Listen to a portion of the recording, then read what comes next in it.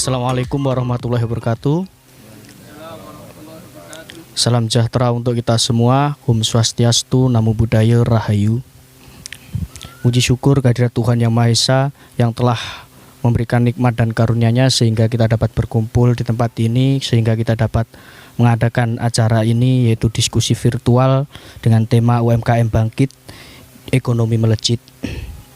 Sebelumnya saya ucapkan terima kasih kepada kawan-kawan semuanya yang telah hadir di tempat ini, yang telah merelakan waktunya, meluangkan tenaganya demi terselenggarakannya acara ini dengan baik.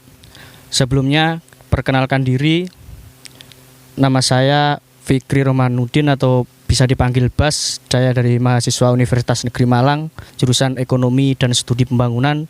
Dan kali ini saya ditemani oleh para narasumber yang sangat berkompeten di bidangnya, yaitu yang pertama Kang Mas Sucipto, yaitu selaku aktivis pemberdayaan, dan kali ini akan membawakan materinya tentang merajut relasi di era pandemi. Kemudian yang kedua yaitu Kang Mas Witoyo, yaitu beliau adalah owner dari Gria Mandiri, kali ini akan membawakan tema lika-liku petani di musim pandemi.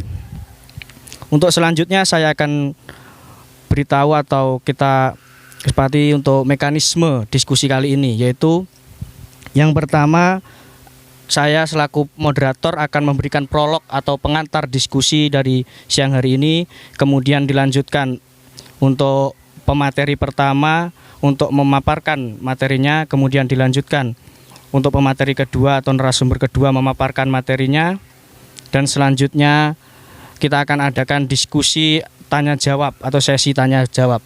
Terus selanjutnya yaitu closing statement, kemudian penutup, dan kita akhiri. Namun di sela-sela nanti akan adanya kuis, yaitu kondisional beberapa saja, dan itu akan ada hadiah dari panitia. Langsung saja saya akan membacakan prolog dari atau pengantar diskusi kali ini. Artikel ini saya ambil dari beberapa website dari kementerian dan beberapa tulisan dari artikel-artikel yang telah saya rangkum. Kementerian Koperasi dan UMKM Republik Indonesia melaporkan bahwa secara jumlah unit UMKM memiliki pangsa sekitar 99,99% atau sekitar 62,9 juta unit dari total keseluruhan pelaku usaha di Indonesia. Ini data ini saya ambil di tahun 2017. Terus sementara usaha besar hanya sekitar 0,01% atau sekitar 5.400 unit, dan usaha mikro menyerap sekitar 107,2 juta tenaga kerja, sedangkan usaha kecil hanya menyerap 5,7 juta dan usaha menengah sekitar 3,73 juta, sementara usaha besar menyerap sekitar 3,8 juta jiwa. Artinya secara gabungan UMKM menyerap sekitar 97% tenaga kerja nasional, sementara usaha besar hanya menyerap sekitar 3% dari total tenaga kerja Indonesia. Dari angka ini sangat luar biasa UMKM mampu menjadi solusi, yaitu untuk menyerap tenaga kerja ini. Terus skala kegiatan ekonomi UMKM memberikan kontribusi sekitar 60% terhadap total pendapatan produk domestik bruto atau PDB Indonesia pada tahun 2017 lalu. PDB Indonesia sekitar 13.600 triliun. Terus dengan demikian artinya total pendapatan UMKM adalah sekitar 8.160 triliun. Usaha mikro menyumbang sekitar 5.000 triliun per tahun. Terus usaha kecil 1.300 triliun, usaha menengah sekitar 1.800 triliun, dan usaha besar sekitar 5.400 triliun rupiah. Itu selama per tahun. Nah, dengan dikaitkan dengan pandemi COVID-19 ini telah membuat banyak sektor terpuruk, termasuk usaha kecil, mikro, menengah. Nah, data dari Kemenkop UKM sekitar 236.980 pengusaha sekecil dan menengah telah melaporkan kondisi usaha mereka terpuruk di tengah situasi pandemi ini. Nah, Menteri Koperasi dan UKM Teten Mas Yudi Mas Duki mengatakan pelaku UMKM ini mengaku telah kehilangan pendapatan karena mengalami penurunan permintaan atas produk dan jasa yang mereka tawarkan. Nah, kehilangan pendapatan ini menjadi kondisi UMKM semakin terhimpit oleh masalah kredit perbankan sehingga mereka pada akhirnya tidak lagi memiliki kemampuan membayar cicilan dari pembiayaan. Nah, dari permasalahan-permasalahan itu akhirnya UMKM di era pandemi ini mengalami penurunan, yaitu dengan masalah yang seperti yang saya sebutkan tadi. Ya, untuk selanjutnya narasumber pertama saya persilahkan untuk memaparkan materinya. Terima kasih, monggo Mas Sip. Assalamualaikum warahmatullahi wabarakatuh. Terima kasih kepada Mas Vicky Bras selaku moderator saya dengar dari mahasiswa UM. Baik, terima yang kasih Mas. Jurusannya juga terkait dengan ekonomi. Jadi pada hari ini nyambung gitu kan. Jadi ada akademisi yang dari background ekonomi, yang kemudian ada praktisi juga yang bergerak di bidang pertanian yang endingnya adalah ekonomi. Nah, ada beberapa hal. Jadi ketika kita berdiskusi di sini, itu ada beberapa hal yang mungkin perlu diketahui bahwa perjuangan teman-teman ke sini pada hari ini adalah perjuangan yang sangat istimewa karena dari pagi itu diguyur hujan. Jadi dari pagi diguyur hujan, yang kemudian perjalanan cukup jauh, ini termasuk di lereng Wilis. Jadi Desa Ndomjong ini termasuk di lereng Wilis, yang kemudian kita rela untuk mendatangi, yaitu di tempatnya owner di Gria Mandiri. Jadi ini adalah sebuah perjuangan yang panjang, dan teman-teman hadir di sini berarti ini adalah memang teman-teman ini militansi di dalam bidang pengembangan UMKM sangat yang khususnya di Kecamatan Bendungan. Jadi ada beberapa simpul, kalau saya lihat ini ada beberapa simpul baik penggerak maupun pelaku UMKM yang ada di Kecamatan Bendungan. Saya ucapkan banyak terima kasih ya. Yes.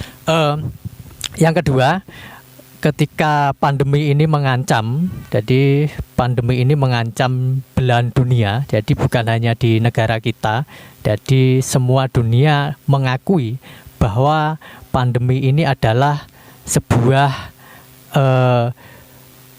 tragedi non alam. Jadi ini adalah tragedi non alam yang dunia mengakui, sehingga semua negara itu memikirkan bagaimana untuk menyingkirkan atau memutus dari tali COVID-19. Jadi semua negara memikirkan untuk memutus mata rantai dari COVID-19, termasuk di negara kita.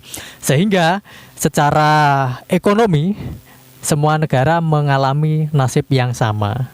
Jadi yang pertama secara ekonomi adalah merosot karena pandemi ini adalah membatasi pola gerak.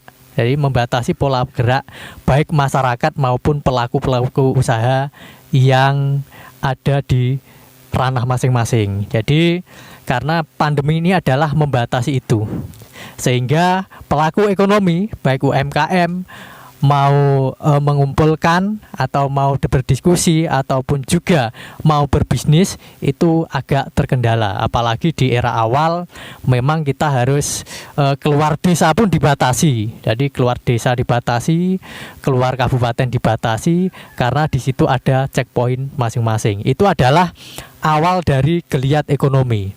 Yang sebelumnya untuk UMKM sebetulnya sudah tidak ada kendala, karena UMKM sebelum pandemi ini biasanya dilakukan dengan pola-pola kemandirian, yang mana baik itu mulai dari pengolahan, yang kemudian bahan, yang kemudian dari produksi, yang kemudian di marketing, itu biasanya diakomodir secara mandiri. Itu adalah pola-pola yang sudah dikerjakan sebelum pandemi. Karena pada saat itu ruang gerak, dari ruang gerak kita leluasa untuk kemana-mana, kan seperti itu. Dengan adanya pandemi, awal pandemi pola gerak masyarakat atau pola gerak masyarakat itu sangat dibatasi, sehingga diperlukan sebuah solusi untuk memperbaiki dari kekacauan ekonomi yang ada di negara kita, khususnya baik itu di lingkungan keluarga maupun di lingkungan UMKM tersebut. Sehingga strategi pemerintah untuk memulihkan ekonomi, maka banyak bantuan-bantuan baik secara langsung maupun tidak langsung, baik secara tunai maupun tidak tunai digelontorkan untuk tujuannya adalah untuk memperkuat laju ekonomi, untuk memulihkan daya beli dari masyarakat, kan seperti itu. Jadi itu adalah strategi pemerintah. Yang kemudian pada tahun 2021, jadi agenda dari pemerintah yang melalui Permendes nomor 13 itu adalah fokus terhadap pemulihan ekonomi yang ada di negara kita. Karena pada saat itu kita adanya pandemi COVID-19. Jadi untuk dipulihkan kembali pada tahun 2021 yang mana di sana berfokus untuk pemulihan ekonomi. Jadi semua desa berfokus untuk pemulihan ekonomi.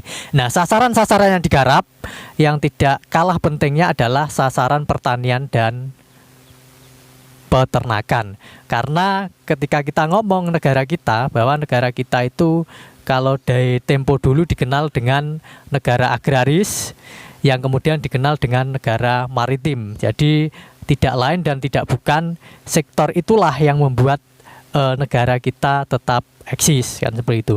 Cuman sayangnya generasi muda itu jarang yang mengikuti jejak itu, karena bertani dianggap kurang menjanjikan, yang kemudian karena berternak dianggap kurang menjanjikan. Itu adalah tugas dari kita dan negara kita untuk supaya mempertahankan negara maritim dan negara agraris.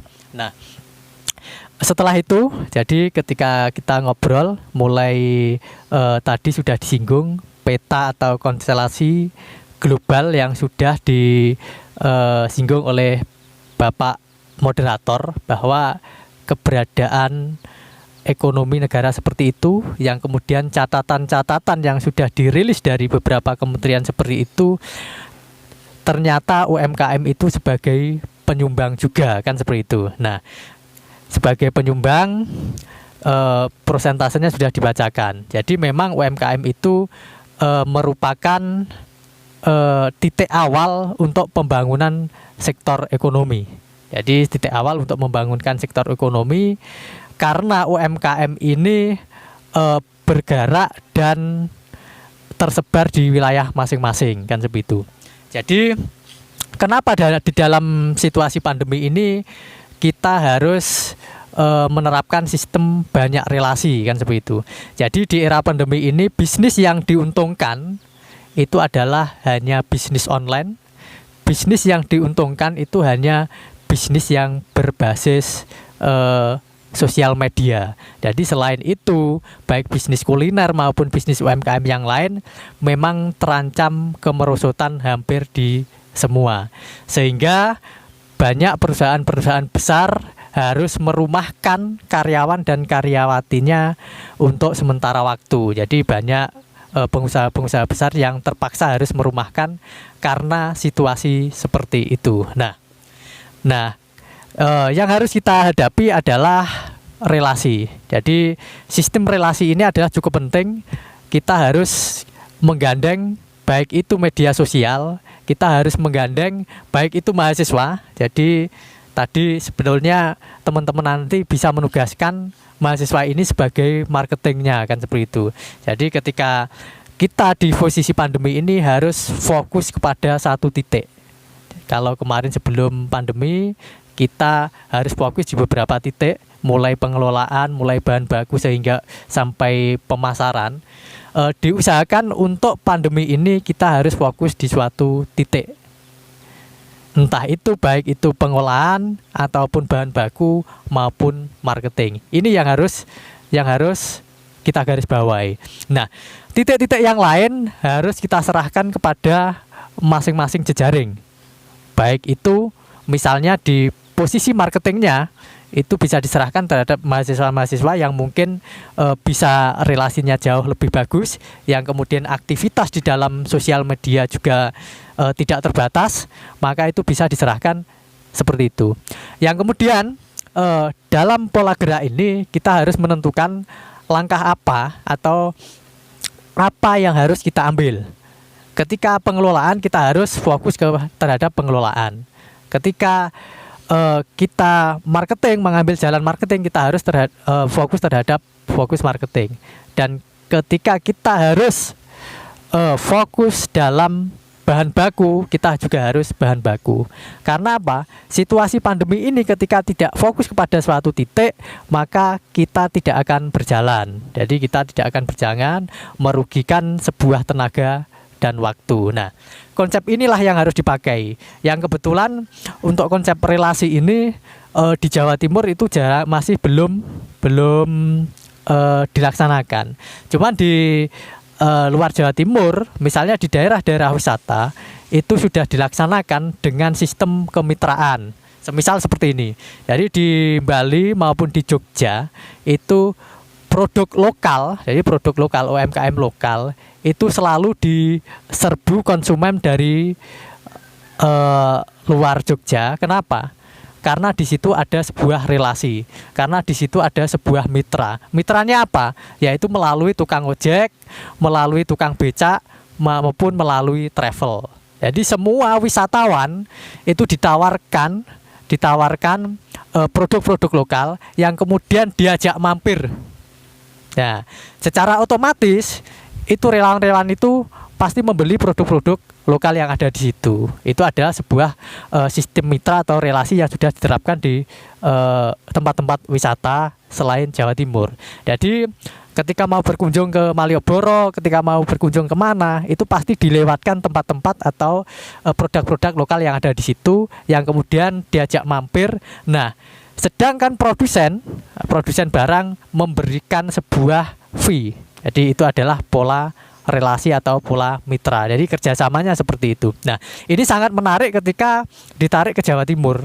Jadi sangat menarik ditarik di Jawa Timur, misalnya di tempat wisata ataupun mungkin di rumah-rumah pajang, yang mana tamu-tamu dari luar itu bisa diarahkan ke situ lewat jalan, misalnya travel atau mungkin pertemanan dan lain sebagainya. Jadi diarahkan ke situ. Itu adalah sedikit contoh yang mungkin sudah diterapkan. Jadi untuk Jogja, Bali memang seperti itu sudah diterapkan di pola-pola pariwisata. Nah, di situasi pandemi itu kita harus menerapkan sistem itu. Jadi sistem kemitraan, sistem relasi untuk menggait atau memperlancar dari bisnis kita, kan seperti itu. Ya mungkin cukup itu atau ada dibatasi waktu Mas tadi. Nanti Enggak ada. Oh, enggak ada. Jadi enggak ada waktu, berarti saya tambah sedikit lah. Monggo. Saya tambah sedikit yang mungkin nanti lebih enjoy untuk jalan diskusinya Mas ya. Mohon izin untuk menambah sedikit. Monggo Mas. Jadi itu yang kemudian kita tarik kalau tadi adalah sebuah konsekuensi yang mana itu adalah sebuah perjalanan yang ada di luar Jatim, yang kemudian kita tarik lagi di ranah terkecil, yaitu di Kecamatan Bendungan. Nah, di Kecamatan Bendungan ini kalau didengar dari luar Bendungan, memang yang pertama itu potensinya adalah peternakan yang menghasilkan susu. Jadi yang utama adalah peternakan yang menghasilkan susu. Yang kedua adalah pertanian yang kemudian menghasilkan kopi. Jadi kalau ke Bendungan itu cukup dengan kopi dan susu, kan seperti itu. Itu adalah yang dikenal di luar. Nah, karena di sini sudah banyak produsen susu maupun kopi, jadi langkah apa yang harus kita kembangkan untuk menghadapi itu? Ya gitu. Langkah apa yang harus dikembangkan untuk menghadapi itu? Mengingat situasi keterbatasan transportasi, karena di wilayah Bendungan itu identik dengan transportasinya belum jadi di lereng Wilis itu belum tergalap dengan sukses, maka ada sedikit pemasaran yang masih terkendala. Nah, nanti itu bisa dijadikan ajang diskusi bagaimana solusinya, apakah memang produk susu dan kopi ini harus dipasarkan di daerah wisata luar atau mungkin bisa menjadikan ini sebagai komoditas unggul sehingga bisa dipasarkan para mahasiswa-mahasiswa yang studi di kota-kota lain. Jadi mahasiswa yang ada di Bendungan yang kemudian studi di kota-kota lain bisa mempromosikan produk-produk lokal yang ada di Kecamatan Bendungan. Itu mungkin sekedar gambaran awal. Ya mungkin itu Mas, saya ucapkan banyak terima kasih. Ini masih saya koma karena nanti masih dilanjut ya. Ya, betul-betul. Terima Mas. kasih. Wassalamualaikum warahmatullahi wabarakatuh. Baik, terima kasih Mas Cip. Sangat luar biasa paparan dari materi Mas Cip. Ada beberapa poin yang saya tangkap, yaitu di era pandemi ini mengancam semua lini dan situasi pandemi ini sangat membatasi gerak dari kita semua, yaitu pelaku-pelaku UMKM itu sendiri. Dan kita sebagai pelaku atau sebagai yang terdampak itu harus mampu menyesuaikan diri. Terus yang selanjutnya poin yang saya tangkap itu pemerintah juga tidak diam. Artinya pemerintah juga mengambil tindakan, yaitu berfokus dalam pemulihan ekonomi di tahun 2001, begitu Mas ya. Terus dari cara-cara bagaimana tadi itu pelaku UMKM harus menggandeng dari akademisi atau lain-lain yang berkompeten di masing-masing lini, yaitu menjalin relasi yang bagus, begitu. Selanjutnya saya serahkan kepada Kang Wito, monggo memaparkan materinya. Terima kasih Kang.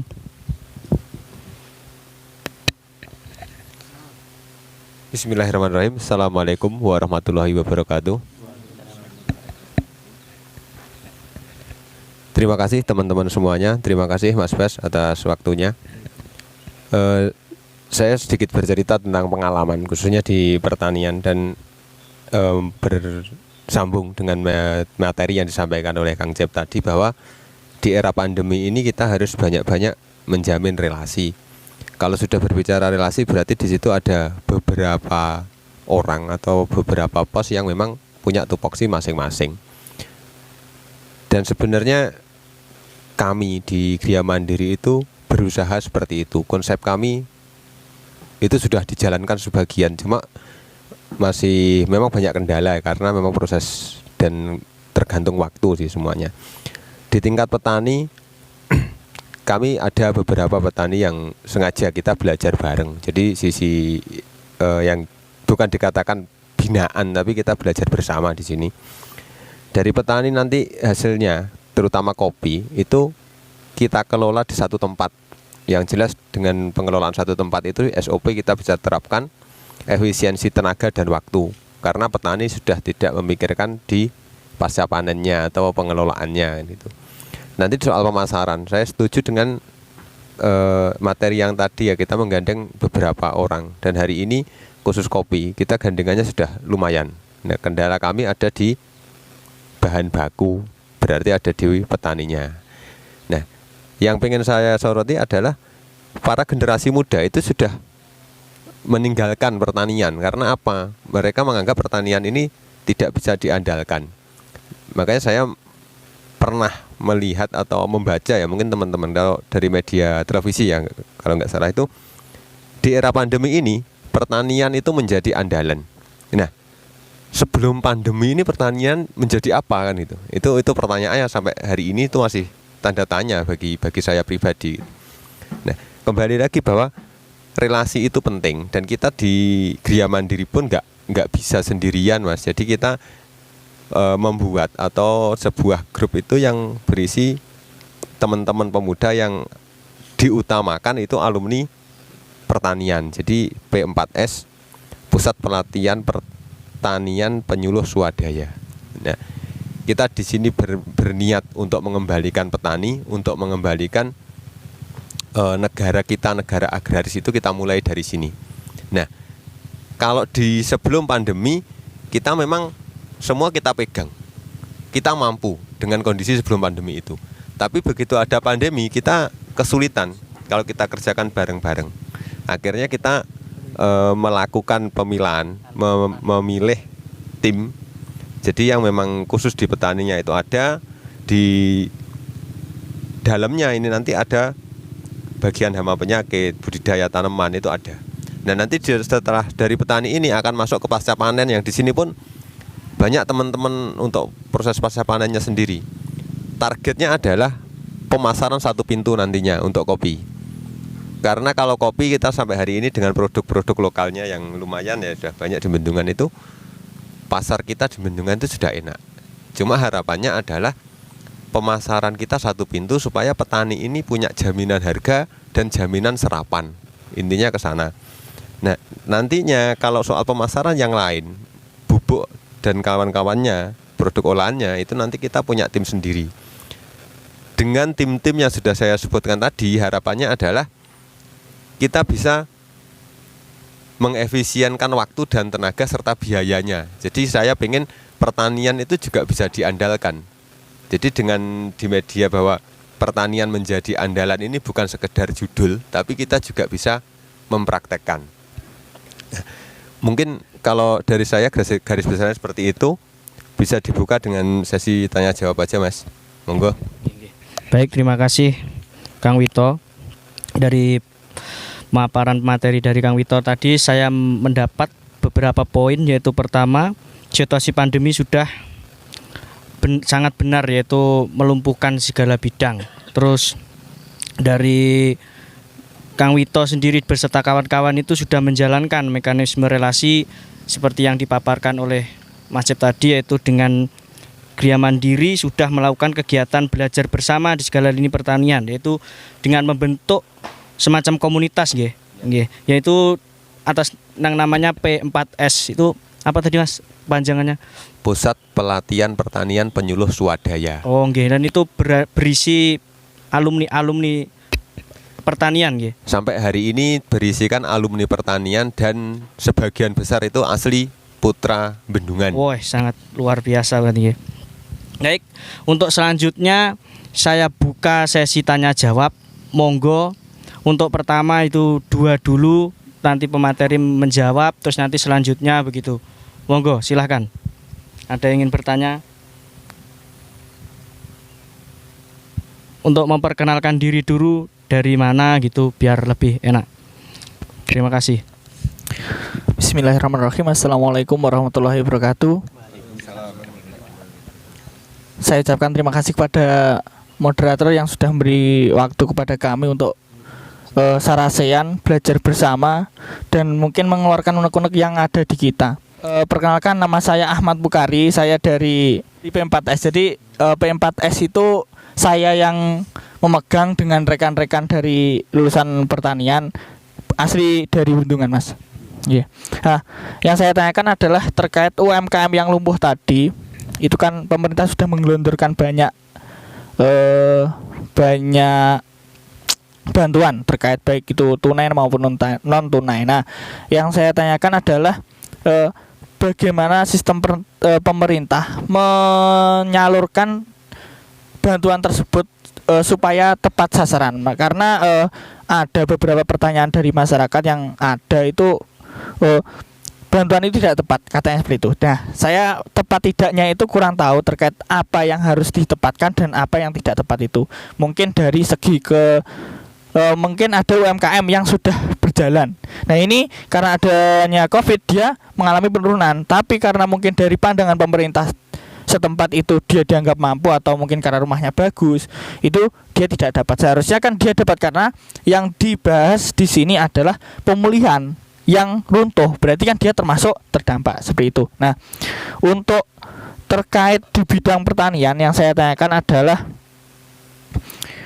kan sudah terbentuk kepada Kang Wito, kan sudah terbentuk relasi Mas ya, sudah terbentuk relasi, ada relasi di situ. Nah, target dari relasi yang Mas Wito sendiri di Gria Mandiri, khususnya di Gria Mandiri itu targetnya seperti apa? Mungkin itu yang dapat saya sampaikan. Ada kurang lebihnya saya mohon maaf. Akhir kata, wassalamualaikum warahmatullahi wabarakatuh. Baik, terima kasih pertanyaan yang sangat luar biasa dari Mas Mukari.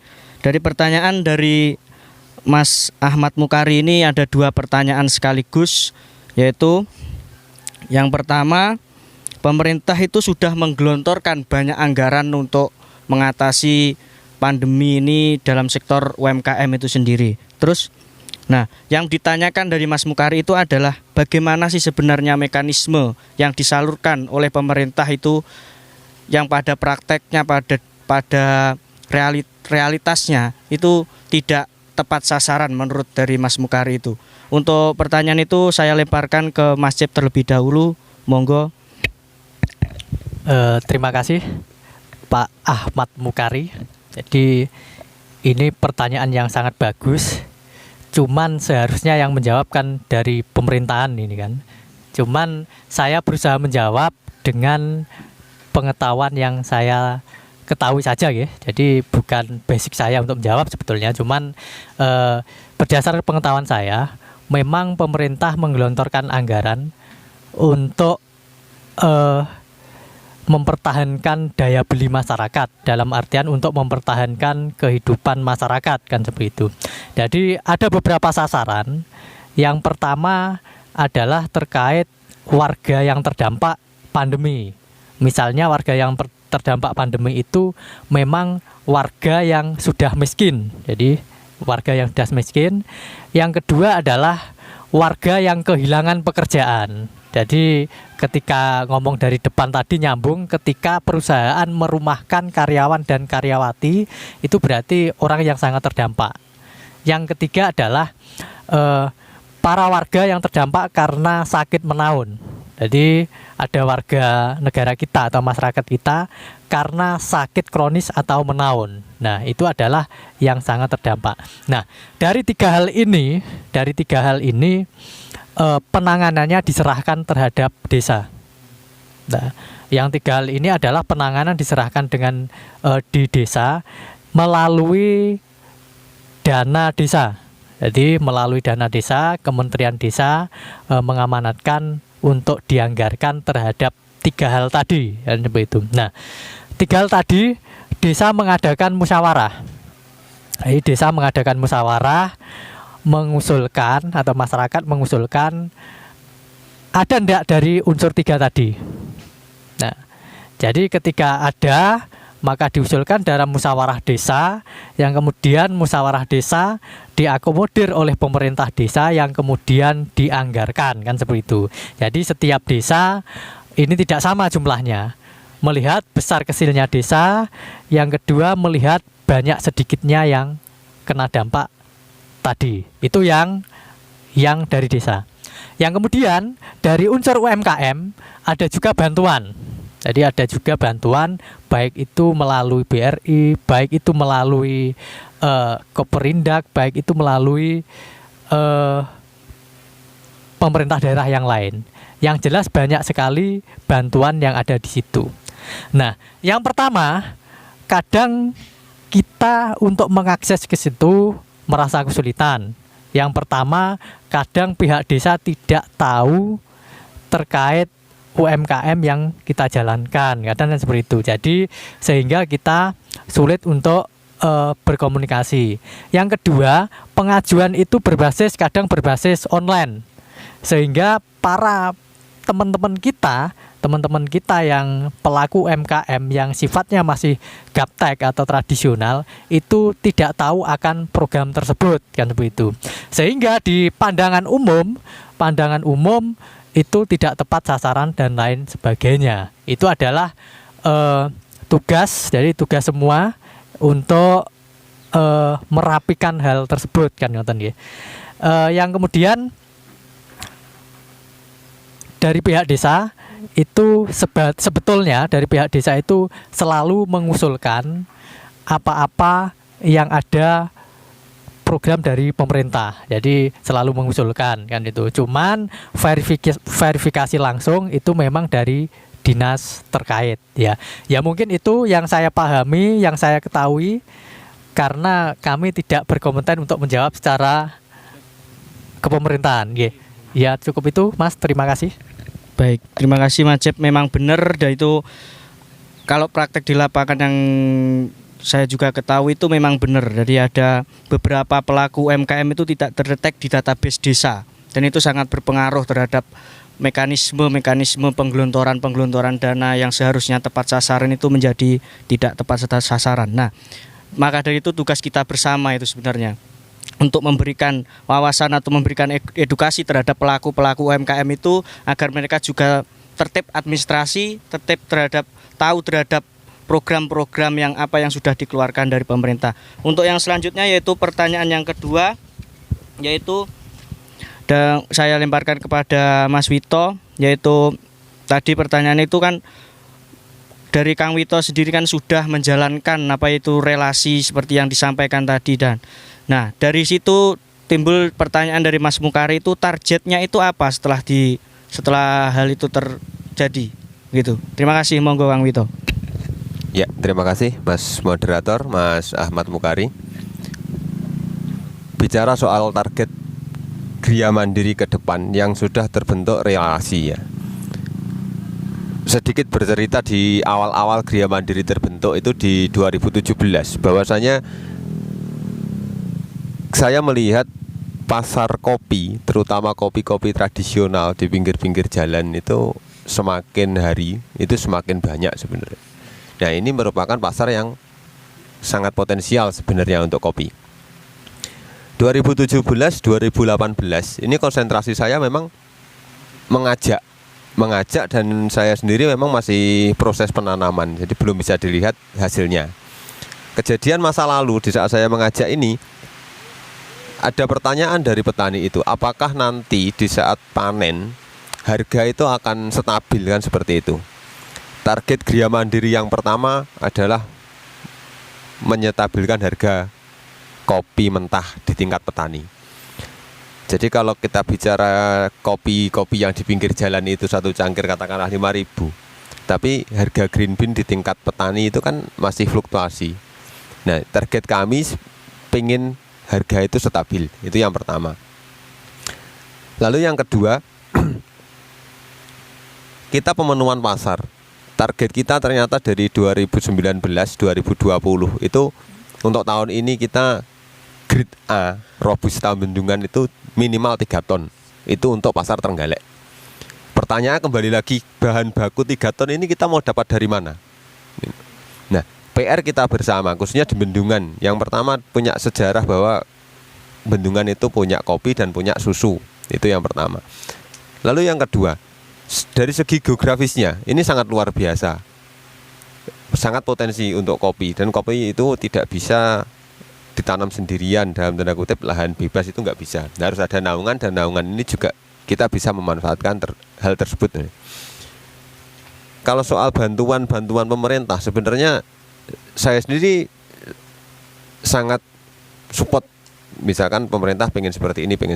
Cuma kendala pertanian kita itu banyak. Di Bendungan sendiri yang saya amati pertama itu di irigasi, Mas. Irigasi itu memang kita agak susah. Bendungan itu pusat air tapi kita kesulitan air kan itu. Itu sesuatu yang sangat miris sebenarnya. Nah, cuma selain irigasi, kita juga masih ada pupuk. Ya, pupuk itu juga kendala luar biasa bagi kita. Apalagi kalau sudah bicara non subsidi seperti yang disampaikan Mas Mukari tadi, bahwa kadang-kadang ini tidak tepat kan itu. Makanya kami pengen pupuk itu kita kembali ke zaman dahulu, pertanian yang organik, yang ramah lingkungan, yang murah. Jadi di saat nantinya harga itu jatuh, petani masih punya sisi ekonomisnya di situ.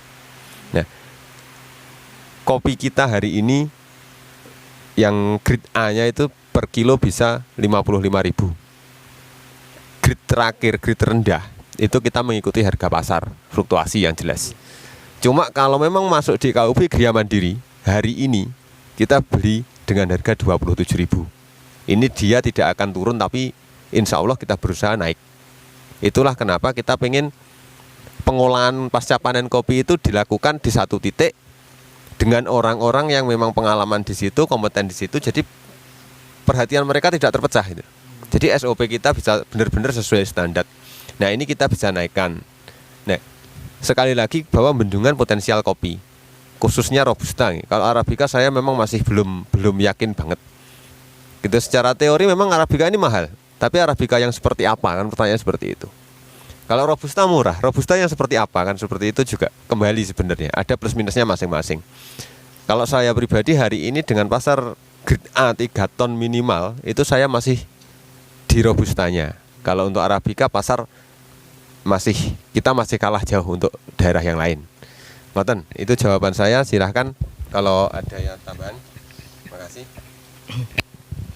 Baik, terima kasih jawaban yang sangat luar biasa dari Mas Sucipto, yaitu ada beberapa poin yang akan dilaksanakan untuk masalah target dari Gria Mandiri khususnya itu, yaitu mengajak generasi muda untuk mau bertani begitu. Terus ada target dari produksi kopi untuk ke depan itu sebesar 3 ton kopi robusta itu nggih Mas nggih, yaitu produksi di bendungan dan itu dikelola oleh gimana tadi satu pintu ngoten nggih, agar lebih penak koordinasinya, agar lebih gampang petani itu kita mengajak petani sebanyak-banyaknya. Tapi pengolahan itu satu tempat. Oh, nggih. Pemasaran satu tempat. Jadi memang dengan pengolahan satu tempat ini yang jelas efisiensi waktu dan tenaga. Oh, nggih. Nah, nanti kalau pengolahan itu sudah ada timnya sendiri, otomatis petani setelah panen mereka akan kembali ke kebun merawat kopinya. Jadi memang satu, kan kalau kita bicara tim ya, jadi ada tim yang tugasnya ini, tim ini tugasnya ini. Itu nanti akan terfokus dan hasilnya bisa optimal banget gitu. Terus dari target itu tadi kan ada beberapa kendala yang dihadapi khususnya dari Gria Mandiri sendiri, yaitu irigasi pengairan. Padahal bendungan ini adalah di pegunungan dan stok air itu sangat luar biasa, tapi malah kesulitan di irigasi pengairan itu kan juga menjadi suatu hal yang kita anggap lucu di sini gitu loh Mas kita. Dan itu bagaimana ke depannya nanti mampu terpecahkan masalah-masalah itu. Terus yang kemudian itu pupuk. Nggih. Jadi alhamdulillah sekali ya, 2 masalah utama di pertanian bendungan yang saya amati dan saya alami selama ini. Alhamdulillah tahun ini itu terpecahkan. Jadi kembali lagi bahwa pemerintah itu tidak tinggal diam. Pemerintah itu pasti memberikan jalan. Apa sih kesulitan kita di bawah? Yang menjadi persoalan adalah kita yang di bawah tidak tahu jalan untuk mengakses itu kan itu ya. Betul. Itu PR kita sebenarnya. Jadi tahun ini kita jaringan irigasi sudah siap Mas memang. Jaringan irigasi siap, termasuk pengering kompos kita sudah siap. Makanya target Gria Mandiri memang Gria Mandiri mengajak hari ini itu sudah nggak musimnya lagi gitu loh. Jadi kita aksi aja sudah. Kalau mau ikut ya silahkan, enggak ya sudah. Dengan plus minusnya kalau ikut nanti ada SOP yang gini aturannya gini. Paham, nanti endingnya nanti seperti apa itu ada. Kalau nggak ikut yo silahkan, mau panen harga mahal yo rezekinya bagus, kalau harganya jatuh juga nasibnya sendiri kan gitu. Tapi memang target kita adalah penstabilan harga khususnya kopi. Jawabannya sangat luar biasa dari Kang Witoyo tadi. Untuk selanjutnya sesi tanya jawab gelombang 2 gitu. Atau monggo, tadi saya mengatakan kan ada kuisnya dari kedua narasumber ini. Monggo, masing-masing memberikan satu kuis, satu pertanyaan, dan itu dari panitia tadi kan ada hadiahnya itu. Terima kasih, monggo. Saya persilakan untuk Kang Wito terlebih dahulu memberikan pertanyaan kuis dan dijawab oleh kawan-kawan ini. Monggo, Kang. Terima kasih. Ada kuis sebenarnya yang pertanyaannya ringan sih. Mudah-mudahan juga ringan tapi mengena, dan itu sebuah masalah sebenarnya. Monggo. Yang saya pengen tanyakan adalah harga kopi 1 gelas di warung pinggir jalan itu berapa? Harga kopi biji, kopi green bean di tingkat petani berapa? Silakan. Monggo. Jadi harga per gelas di warung kopi itu berapa, dan harga untuk yang masih utuh, itu berapa? Monggo. Silakan. Ini ada hadiah dari panitia. Monggo. Mas Tobib atau gimana, silakan.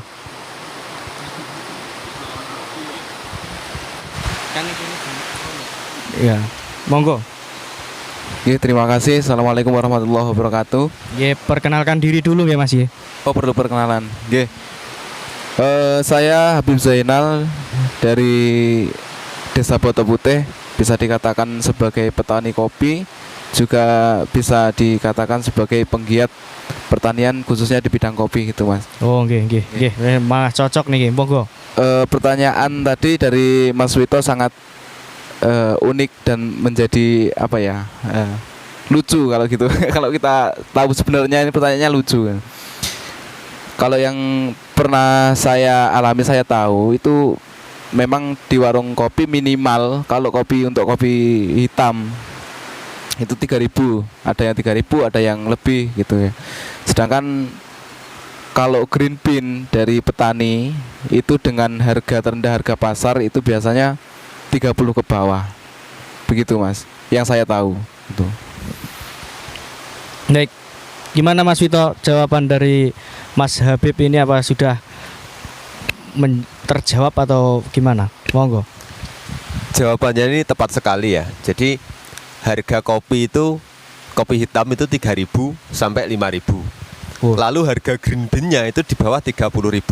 Bahkan hari ini itu 21.000 Itu per kilo Mas? per kilo. Oh. Nah, yang menjadi pertanyaan dan pengen dipecahkan oleh Gria Mandiri sebenarnya ini. Kalau harga kopi itu 3.000, dia kan nggak mungkin turun ya. Jadi 3.000 ada yang lebih kan, itu kan jawaban tadi kan seperti itu. Tapi kalau harga green bean-nya 30.000 ke bawah. Kenapa kok nggak 30.000 ke atas? Jadi kembali lagi bahwa harga kopi segelas dengan harga 3.000 itu pasti. Cuma kenapa di harga green bean di tingkat petani dia kok fluktuasi? Malah. Nah, jadi memang ini PR kita bersama. Jadi jawaban tadi sudah benar. Cuma ada PR lagi ke depan, nanti kita mau kayak apa kan gitu. Oh, nggih, bagus. Terima kasih Mas Habib Zainal, terima kasih jawabannya sudah sangat bagus. Terus monggo selanjutnya narasumber pertama Mas Sucipto untuk memberikan kuis kepada audien. Satu saja, waktu saya persilahkan. Terima kasih Mas moderator. Jadi pertanyaan saya cukup mudah ini ya, bagi warga yang ada di Kecamatan Bendungan kan, ya. Jadi Bendungan ini ada sebuah tanaman yang dulu tanaman mayoritas. Karena untuk peningkatan ekonomi, tanaman mayoritas ini bergeser menjadi tanaman minoritas. Nah, mungkin itu saja. Mungkin tanaman apa? Bisa menjawab? Mesti orang tani ya. Kalau bisa menjawab berarti tidak mengaku bertani kan. Mesti pasti petani. Monggo audien untuk memberikan jawabannya. Diulang yaitu pertanyaannya, apa yang dulu itu menjadi tanaman mayoritas di Kecamatan Bendungan ini, namun seiring dengan perkembangan zaman itu akhirnya menjadi minoritas begitu. Itu tanaman apa begitu? Itu pertanyaan dari Mas Cep. Monggo untuk audien saya persilahkan.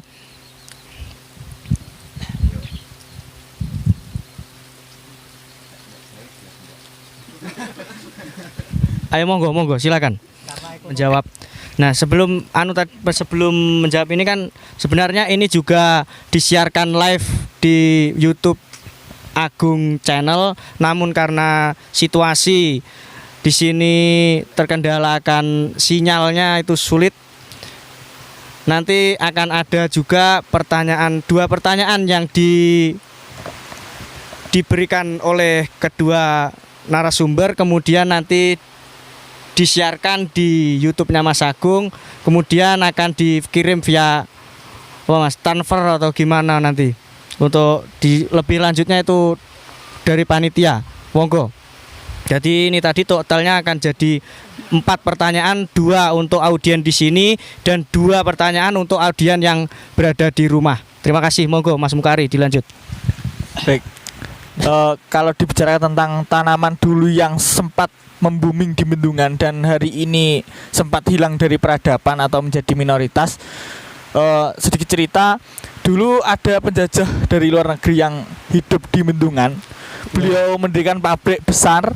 Nah, setahu saya pabrik besar yang ada di Bendungan dulu itu ya ini gitu, yaitu pabrik kopi. Nah, ada kemungkinan pertanyaan dari aktivis pemberdayaan Kang Cep itu kopi Mas, kemungkinan saya jawab kira-kira kopi, kira-kira. Kalau misalnya salah ya mohon maaf, karena ini kalau saya tinjau dari zaman, karena tadi zaman dulu, berarti ini ranahnya zaman dulu itu penjajahan, berarti ini kopi. Karena dulu itu pabrik cengkeh nggak ada di Bendungan, pabrik dilem belum ada di Bendungan, pabrik apalagi misalnya. Kalau padi jagung ini bukan ekonomis, ini sudah ke pangan ke produksi. Kira-kira seperti itu.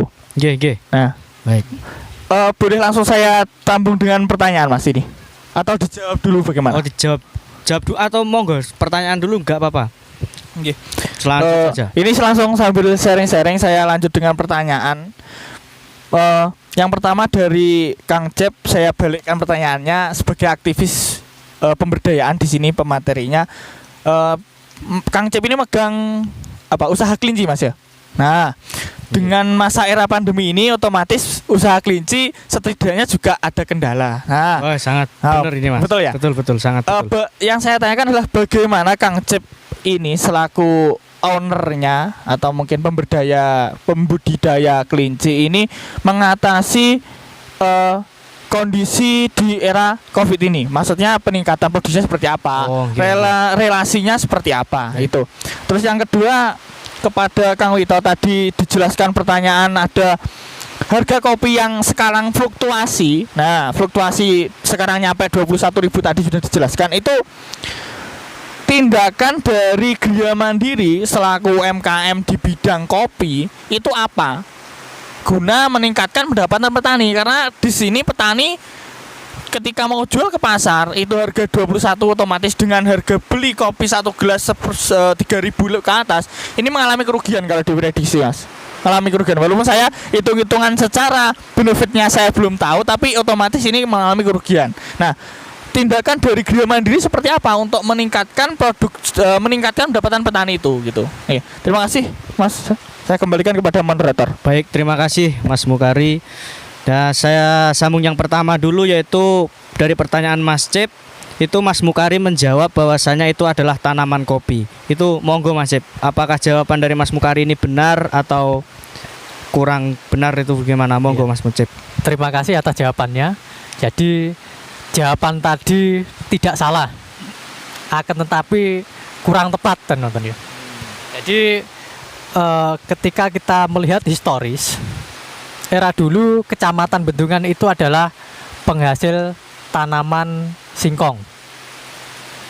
Era dulu dikenal dengan penghasil tanaman singkong, yang kemudian di Kecamatan Pogalan itu terkenal dengan UMKM-nya, yaitu pengrajin bahasanya Keripik Mas, bukan? kasapa, Oh, kasapa. pati.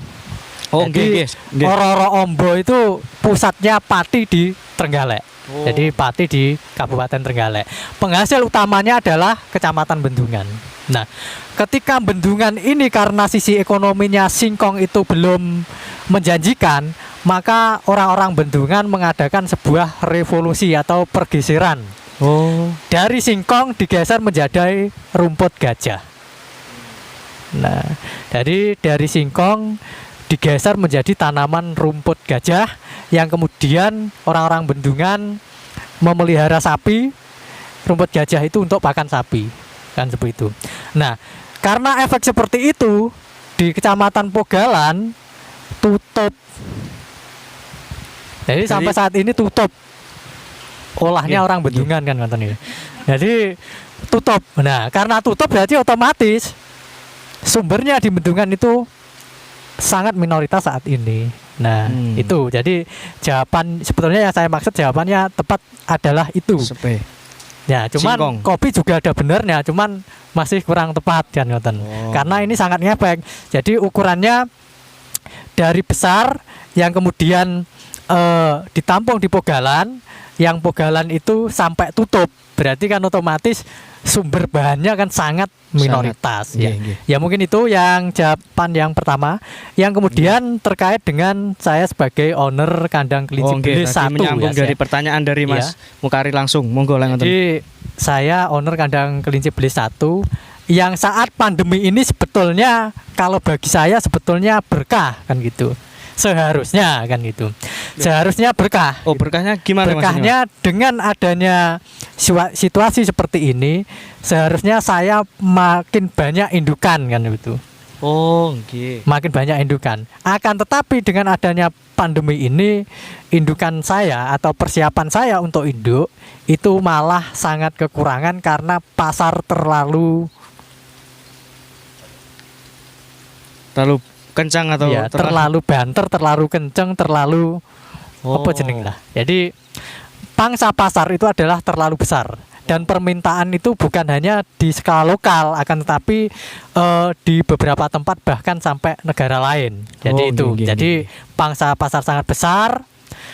Kelompok saya tidak bisa atau belum bisa untuk memenuhi target pasar yang beredar karena kami menyediakan bibit yang kemudian untuk pedagang itu hanya menyediakan lokal pun itu belum mencukupi.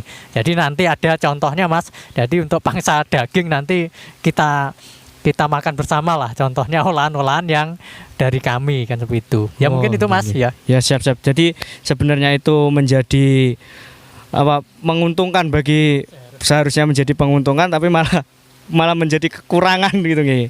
Nggih, monggo. Terus selanjutnya pertanyaan kedua tadi yaitu kepada Kang Witoyo. Itu masalah fluktuasi harga. Itu bagaimana solusinya atau begitu nggih Mas Mukari nggih? Nggih, monggo, Kang. Terima kasih. Jadi seperti ini, kembali saya jelaskan tadi bahwa ada petani, ada produksi, ada pasar. Ada pertanyaan bahwa apa yang dilakukan Gria Mandiri hari ini saat menghadapi fluktuasi harga di tingkat pasar. Nah, hari ini kita tidak bisa berbuat apa-apa dengan adanya fluktuasi itu. Karena apa? Kita kembali ke petaninya itu sebenarnya. Bukannya nggak bisa, tapi di saat kejadian sudah drop seperti ini baru mencari solusi kan seperti itu. Oh, nggih. Jadi saya anggap di saat sekarang harga 21 atau 23.000, ya saya nggak bisa berbuat apa-apa itu. Tapi seandainya petani itu tidak latah, punya komitmen itu ya. Jadi kita belajar bersama. Benih dari kita, lalu kita belajar bareng di kebun, di lahan, panen kita beli dengan harga basah, kita proses di dalam Gria Mandiri, lalu kita pasarkan satu pintu. Yang jelas ini saya bisa menjamin kestabilan harga. Karena apa? Di saat biji kopi merah itu kita menerapkan sortasi. Jadi ada grade A, grade B, grade C dan lain-lain seperti itu. Jadi grade A itu harganya berapa? Grade B harganya berapa? Katakan grade A itu 40.000. Lalu grade B-nya 30, grade C-nya 20. Dari ketiga ini kita bisa ambil jalan tengah, kita ambil nilai yang setara rata-rata berapa? Angka tengah ketemu di 27.000. Itu kalau sesuai SOP kita. Kalau pertanyaannya gini, sekarang itu di harga pasar 21.000. Sementara Gria Mandiri bisa 27.000. Kenapa kok enggak ngambil untuk menolong petani ya? Kenapa kok enggak ngambil yang harga 21 lalu dibeli dengan harga 27.000? Karena ini kesejahteraan petani terjamin dengan selisih 6.000 kan seperti itu. Kembali lagi SOP petani seperti apa? Itu jadi kita dengan harga 21.000 hari ini saya nggak bisa berbuat apa-apa. Tapi kalau kita kumpul bareng, kita punya komitmen bersama, SOP bersama yang kita tepati, kita punya komitmen lah untuk menjamin itu, saya bisa. Jadi harga basah katakanlah Rp5.000. Nanti kalau kering jadi berapa? Sisi ekonomisnya berapa? Nanti kita bagi petani, nanti ada SAU di belakang di akhir tahun atau mungkin menjelang Lebaran. Kalau bisa kita memberikan sembako atau apa itu kan, itu luar biasa. Nanti untuk proses di dalam KUB-nya per kilo berapa, selama berapa hari itu kan bisa. Jadi sedikit saya mempelajari sistem koperasi susu di Bandung Utara kalau nggak salah waktu itu, Bandung Utara atau Bandung Selatan di Jawa Barat sana. Ternak, sapi ternak ini koperasi membuat konsentratnya. Jadi harga susu diambil pemasaran yang mengurusi koperasi. Peternaknya setiap akhir bulan mereka ke koperasi itu menyetorkan kebutuhan sehari-hari sembako dalam waktu 1 bulan. Nah, bayarannya dari mana? Dipotong dari hasil susunya oleh koperasi. Dan ini suplai sembako ini diantar oleh koperasi itu sendiri. Nah, ini dalam tanda kutip menurut saya kesejahteraannya luar biasa. Nah, konsep di sana pengen saya adopsi ke Bendungan. Kalau Kang Cep dari sisi UMKM kan sistemnya di Bali, di Jogja, itu kalau bisa diadopsi di sini kan itu. Nah, saya juga kepengen dari Bandung, pengen adopsi ke Bendungan. Cuma kembali lagi warga kita ini egonya masih tinggi banget mas. Terus terang ini mau tidak mau, enak nggak enak itu harus diakui. Di saat saya ketemu produsen bubuk misalkan, wah ini kompetitor, harganya berapa sana? 20.000, wah saya banting harga 15. Nah kan seperti itu. Ini yang membuat dalam tanda kutip sebuah ketidakjelasan kan itu. Tapi Iya, kalau iya. kita ketemu bubuknya harga berapa, 20.000, oke saya bisa nyuplai Green Bean harganya sekian. Nah ini kan lebih terjamin lagi kan gitu. Ngoten, jadi memang apa yang dilakukan Gria Mandiri untuk menyiasati harga fluktuasi sampai 21.000 hari ini, Gria Mandiri tidak bisa apa-apa. Oh, nggih, nggih, nggih. Tapi kalau memang mau berkomitmen bersama, duduk bersama, membicarakan aturan-aturan SOP yang harus kita jalani, insya Allah kita siap. Siap. Oh, nggih, nggih, nggih. Berarti solusinya harus duduk bersama dulu dari berbagai elemen itu tadi ya, untuk membicarakan masalahnya itu. Nah, yaitu untuk selanjutnya sebelum ke closing statement dari kedua pemateri ini, kita juga mengadakan kuis untuk kawan-kawan di rumah. Itu masing-masing narasumber satu pertanyaan, kemudian nanti untuk mekanisme penjawabannya seperti apa biar dijelaskan di media channel Agung Galek, yaitu biar diberitahu oleh adminnya cara menjawabnya bagaimana. Tapi yang jelas kita adakan dua pertanyaan atau dua kuis untuk kawan-kawan yang berada di rumah. Monggo, atau Mas Cep dulu atau Mas Kang Wito terlebih dahulu. Silakan. Buat pemirsa di rumah, kalau saya punya satu pertanyaan terkait dengan kopi, terutama untuk kopi yang ada di Bendungan. Jadi pabrik kopi peninggalan zaman Belanda yang ada di Bendungan itu namanya apa? Itu aja, terima kasih. Oh, oke, terima kasih. Pertanyaan pertama dari Kang Wito, yaitu untuk kawan-kawan di rumah, itu pabrik kopi yang berada di Bendungan itu yang sekarang ada di agrowisata gini, agrowisata di Lemwilis itu namanya apa? Itu pertanyaan pertama untuk kawan-kawan yang berada di rumah. Untuk yang selanjutnya, yang kedua dari Kang Cip, monggo silahkan. Terima kasih diberi kesempatan. Jadi untuk para pemirsa yang berada di rumah ya, bahwa tempo dulu Kecamatan Bendungan itu menjadi kecamatan yang sangat ideal karena jalur-jalur ekonomi sangat terhubung antara Tulungagung, Kediri, Trenggalek dan Ponorogo. Nah, ada suatu jalur pada era penjajahan yang saat ini tertutup, dan jalur itu adalah jalur penghubung itu, yang mana pada saat itu jalur penghubung itu merupakan jalur bisnis dan jalur yang sangat hebat pada saat itu. Apakah nama jalur itu yang saat ini masih tertutup? Terima kasih. Nggih. Itu kalau apa di masa-masa penjajahan dahulu, Ya, masa-masa Belanda, termasuk nggih. eranya pabrik kopi. Oh, nggih, terima kasih. Itu pertanyaan dari Mas Cep, itu ada jalur yang tertutup di era penjajahan dulu, yaitu sama-sama di era apa itu pabrik kopi itu ada di Bendungan, itu ada jalur yang sangat strategis, sangat terkenal pada era itu dan sekarang tertutup. Itu udah pertanyaannya, jalur itu namanya apa gitu nggih. Nggih, terima kasih. Untuk yang selanjutnya, yaitu sebelum kita mengakhiri diskusi ini, silahkan masing-masing narasumber untuk memberikan closing statement, artinya apa yang nanti bisa dilakukan setelah ini atau harapan kedepannya itu bagaimana. Monggo masing-masing narasumber untuk memberikan closing statement itu. Terima kasih. Monggo silakan Mas Sip terlebih dahulu.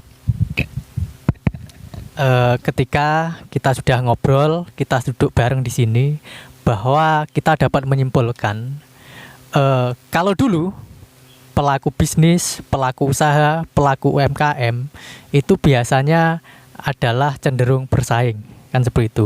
Tapi di era pandemi ini yang dibutuhkan adalah berunding, kan seperti itu. Dari bersaing menjadi berunding, karena kebutuhan pada era pandemi ini adalah kebutuhan relasi, kebutuhan mitra demi kesuksesan dari UMKM yang ada. Itu yang pertama. Yang kedua, kalau memang yang di sini ini, yang ada di sini tidak bisa menjadi penguasa, minimal kita harus menjadi pengusaha. Ya mungkin itu. Terima kasih. Baik, terima kasih. Closing statement yang sangat luar biasa dari Mas Sucipto ini, yaitu di era pandemi ini kita sesama pelaku UMKM atau sesama pelaku usaha, tidak zamannya lagi untuk saling bersaing, yaitu kita di zamannya harus saling berunding agar semakin UMKM ini semakin jaya, usaha-usaha semakin maju gitu. Terus yang selanjutnya tadi yaitu apa Mas Ip? Ketika yang ada di sini Nggih. bisa menjadi penguasa, minimal bisa menjadi Jadi pengusaha. Oke, sangat luar biasa. Selanjutnya closing statement dari narasumber kedua yaitu Kang Witoyo, monggo silakan. Terima kasih. Pertanian jangan jadi mainan tapi harus menjadi andalan. Itu bagi saya. Target kami di Gria Mandiri adalah bagaimana caranya kita bersama-sama dengan petani membuat produk yang memang benar-benar bermutu dan itu bisa diterima pasar, kestabilan harga dan kesejahteraan bagi warga semuanya. Terima kasih. Wes sangat luar biasa. Baik, begitulah tadi gimana namanya diskusi perjalanan dari diskusi kita, dan nanti kalau ada kesempatan kita akan melakukan lagi diskusi yang kedua di tempat yang berbeda atau ya di sini. Itu terima kasih kepada kawan-kawan semuanya yang sudah menyempatkan waktunya untuk hadir di sini, dan terima kasih juga untuk kawan-kawan di rumah yang telah memantau acara kita juga. Saya selaku moderator bila ada kurang lebihnya, saya pribadi mengucapkan maaf yang sebesar-besarnya. Sekian yang bisa saya sampaikan. Wassalamualaikum warahmatullahi wabarakatuh.